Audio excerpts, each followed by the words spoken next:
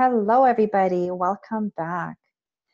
So, I have welcomed you all into my group earlier this week. And with this video, I would just really like to give you a little bit of a backstory on my own health journey so that you actually get an idea of who I am, what I do, and how I am going to try to help you kickstart your own health journey this week. So, additionally, I think it would be probably a good idea if I just quickly summarize what Hashimoto's means slash autoimmune disease, what is happening in your body, how you can test for it, what are important tests, some of the symptoms, and just like a quick overview of what you're dealing with right now.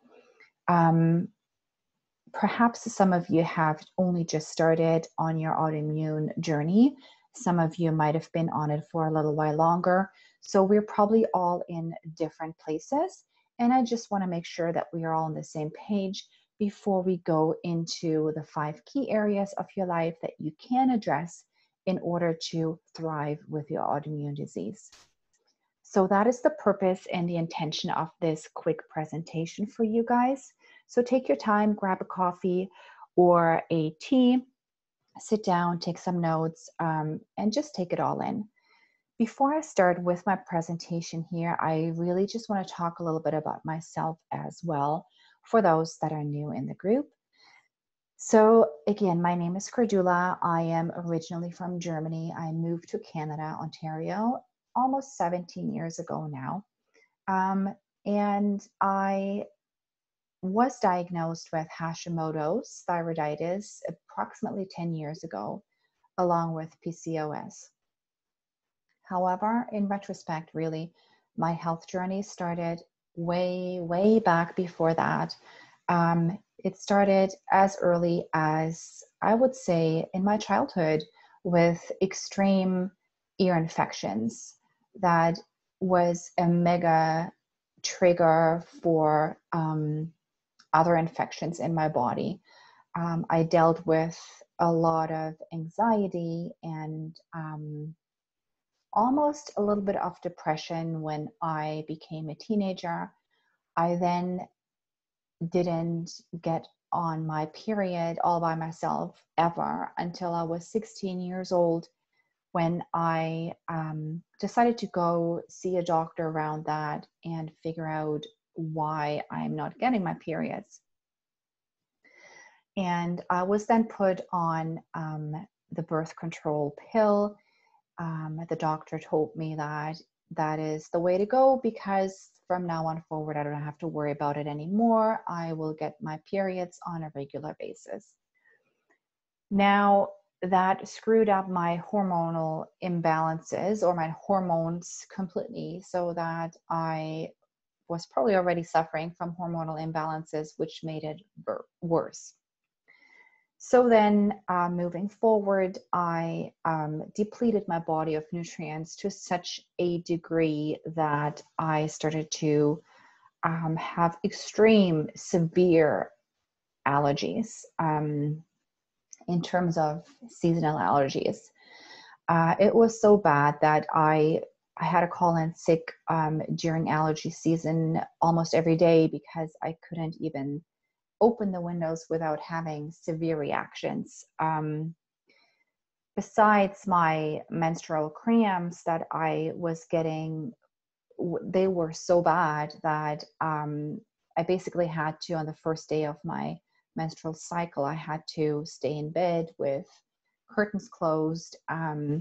I had to be on pain meds the entire day, and I felt as if I was giving labor. It was so severe.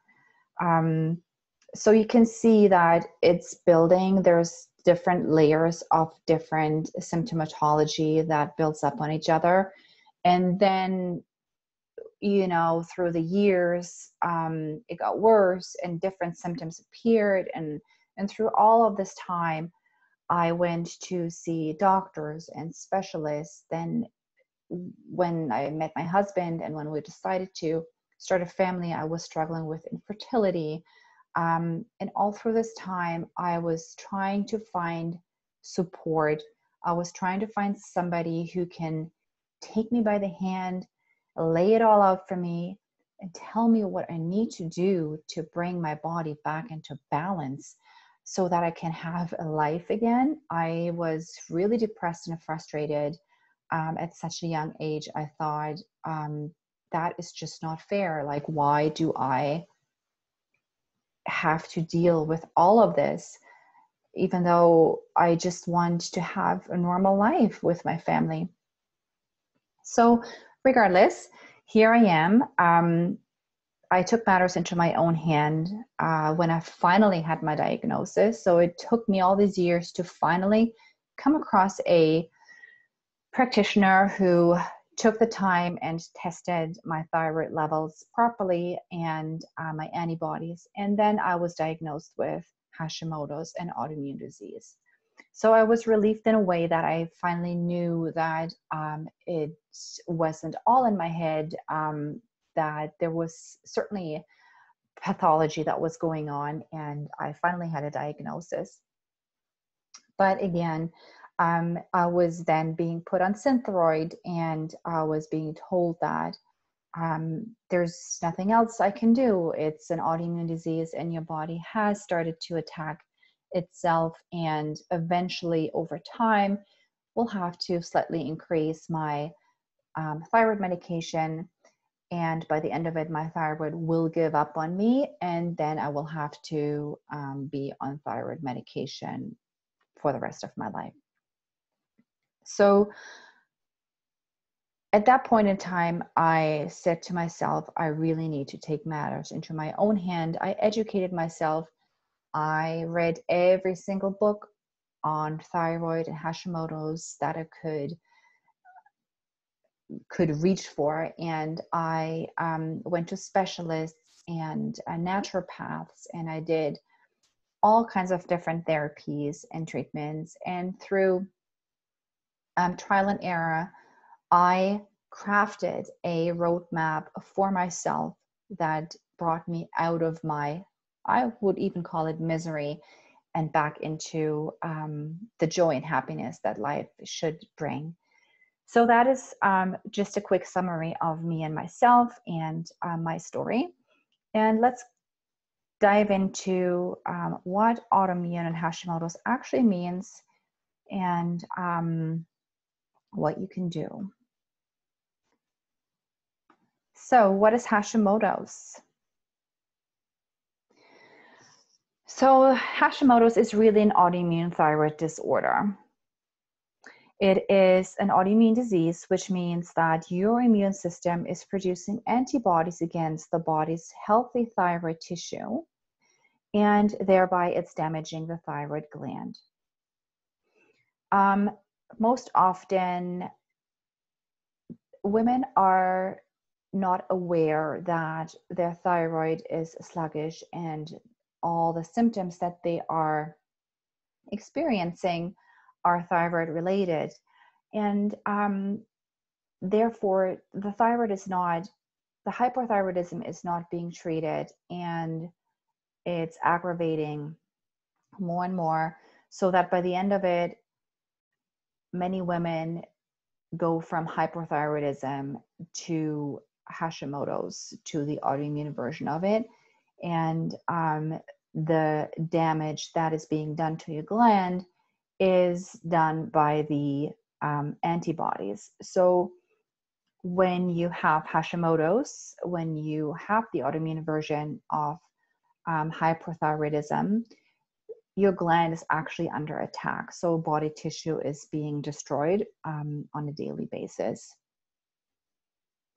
Also, the Hashimoto's disease then oftentimes leads to hyperthyroidism because your hormones are out of whack and they're not balanced anymore.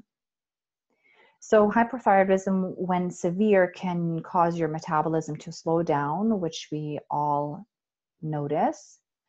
We notice that in our temperature and body temperature is going down. We notice that in our constipation. We are most likely constipated often, which can lead to weight gain, fatigue, and other symptoms. In people with Hashimoto's disease, the immune system makes antibodies that attack the thyroid gland. So I just talked about that a little bit. The antibodies are attacking your thyroid gland. And this damages your thyroid gland, so it stops making enough thyroid hormones, or not enough to be converted into the active form.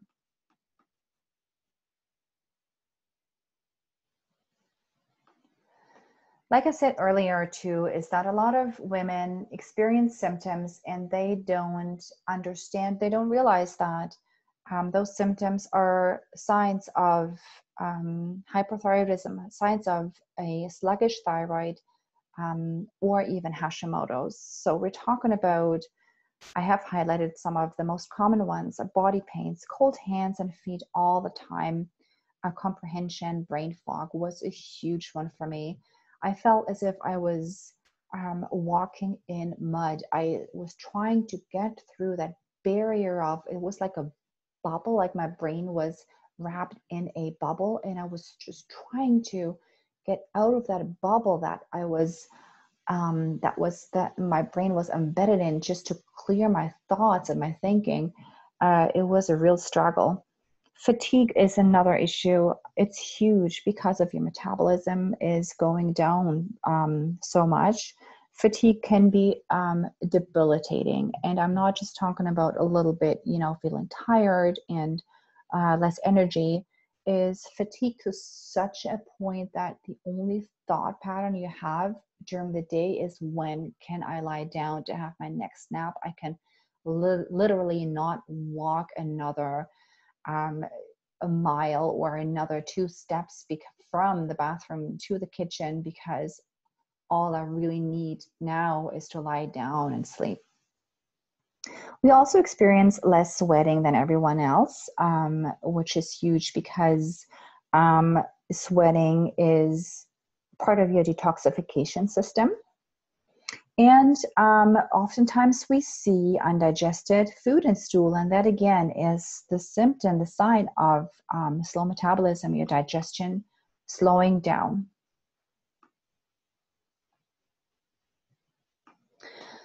So there's always that question, what causes Hashimoto's? And I really struggled with that question for the longest time, because I thought, if I can put my finger on that one thing that caused me to develop autoimmune disease, I can reverse it.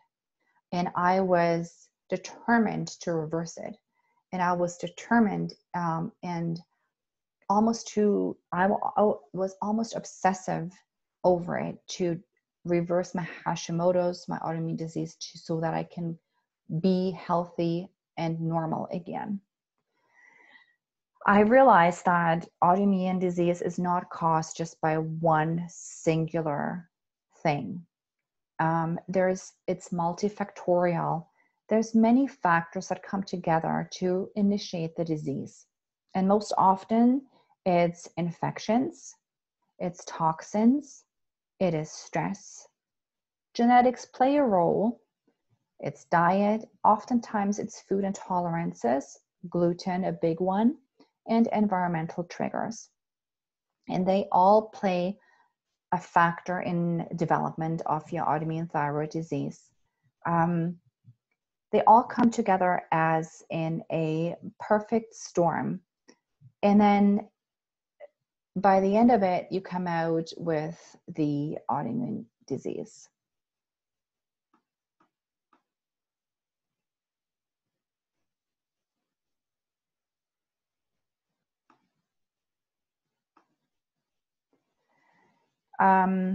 Let's go into thyroid testing. Thyroid testing is really a huge part of getting diagnosed, and it is important to understand that we need the right testing in order to get the full picture. There are 6 important thyroid tests that need to be done in order for you to get a really good picture of where you're at in your Hashimoto's. unfortunately, doctors are oftentimes very hesitant to test all of these 6 factors because mainstream medicine doesn't find the necessity in going deep into the thyroid pathology and how it all comes together. So they're oftentimes only measuring TSH. If you're lucky, they measure T3 and T4. TSH is the gold standard right now in allopathic medicine, and it's the thyroid stimulating hormone, which triggers your thyroid to release the T4 hormone, which is the thyroid hormone. The thyroid stimulating hormone has to be in a certain range, and if it is out of the range, if it's above the range, then it indicates to your doctor that your thyroid is working very hard to produce the necessary hormone to keep your metabolism going. And thereby, you are then defined as hypothyroid. So then they believe that if they get the TSH in proper range, you will not experience any symptoms anymore, because now you are supplementing with hormones that bring the TSH back into range. However, what they're oftentimes forgetting is that your thyroid hormones are twofold. You have the T4, which is the inactive form of thyroid, and then hormone, and then you have the T3, which is the active form of thyroid hormone. And there is a conversion that is happening between T4 and T3.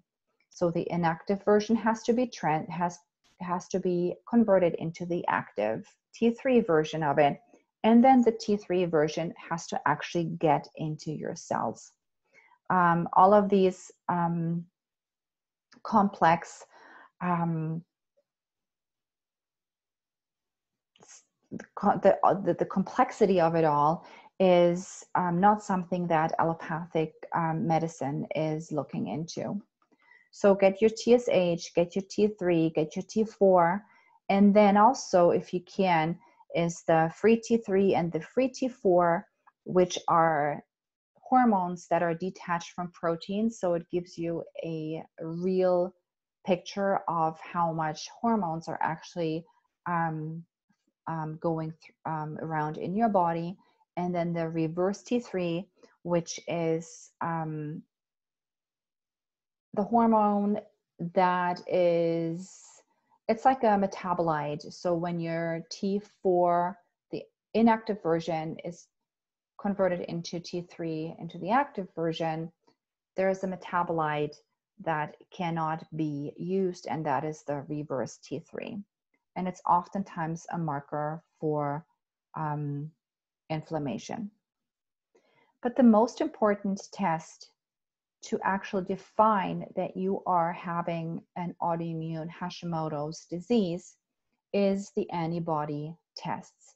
Only if you have the antibody tests done and you know that your body has the antibodies against proteins, certain thyroid proteins, and the thyroid gland in your body, then you know for a fact that you have the autoimmune disease and not just hypothyroidism. So the 2 antibody tests that you should ask for is the thyroid peroxidase antibodies and the thyroid globulin antibodies.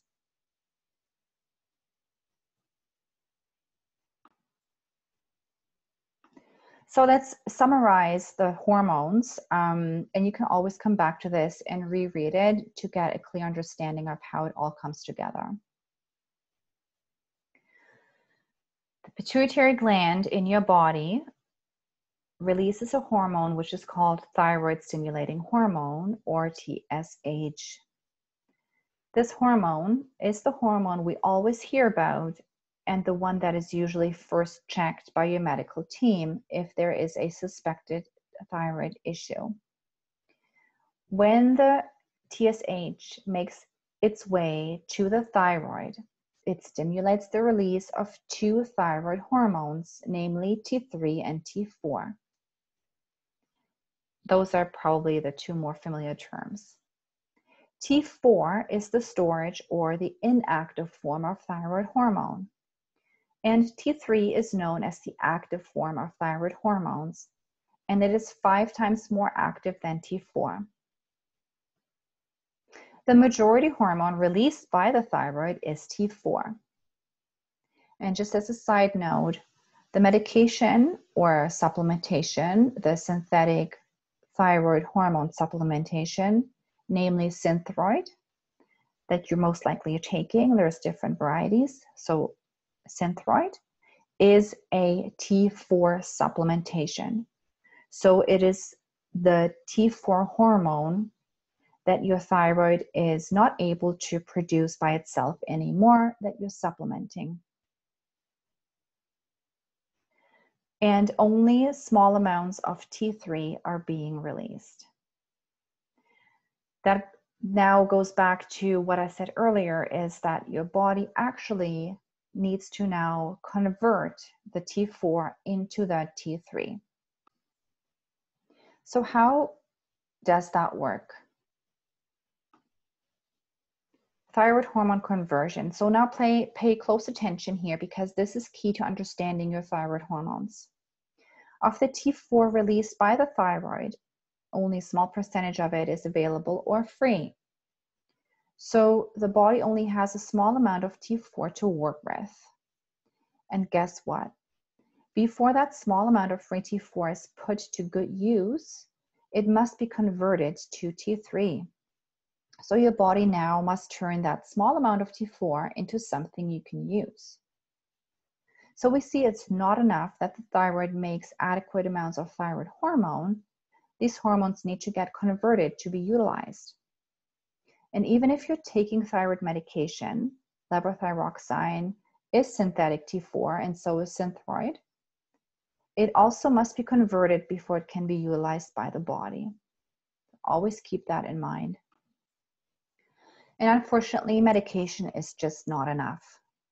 It's just not enough, and we realize that because you're here in this group for a reason, right? You're here because you're probably already on medication, and guess what? You're still feeling all the symptoms. You're still not yourself. You still don't live the life that you want to live because of all the fatigue, because of the digestive distress, because of bloating, because of food sensitivities, because of inflammation, whatever it is. The medication is not helping you 100%. It makes it better, yes, but is it really the gold standard of getting you back to normal? Probably not. Because what allopathic medicine forgets is the inflammatory part. It forgets about the immune system. It forgets about the fact that your body is under distress due to certain triggers, and that the inflammation is boiling in your body. So what about the immune system? Well, while medication is often required, it may not be enough to energize you and help you feel your best. One thing your doctor may not have explained to you is thyroid medication only addresses the hormonal component of Hashimoto's. So the thyroid medication is essentially a hormone replacement. It does not treat the autoimmune component of Hashimoto's. If your immune system does not get some much needed TLC, it will continue to attack your thyroid and over time cause serious health problems. And this is not to frighten you, but it is a fact that studies show women with Hashimoto's are at a higher risk for developing other autoimmune disorders. Only because the immune system is in overdrive and is doing harm inside your body. And that's why you're here. And that's what we're going to be talking about in the next week. We're going to be talking about 5 strategies or 5 key areas that I came to realize everybody has to work on to really be able to transform your life and to reclaim your health. And that's what I'm here for. I'm going to show you those 5 key areas, and I'm going to show you actionable tasks and steps you can take in order to also become a Hashimoto's thriver, just like me. And this is my goal. So please come back to this presentation if if you ever need a refresher on how the T4, T3 conversion works. If you have any more questions around this, please comment below or send me a message or ask you a question in the spreadsheet that I provided in the group, and I can reiterate a little bit more. All right, guys, so I'll see you next week. Thanks, guys. See you later.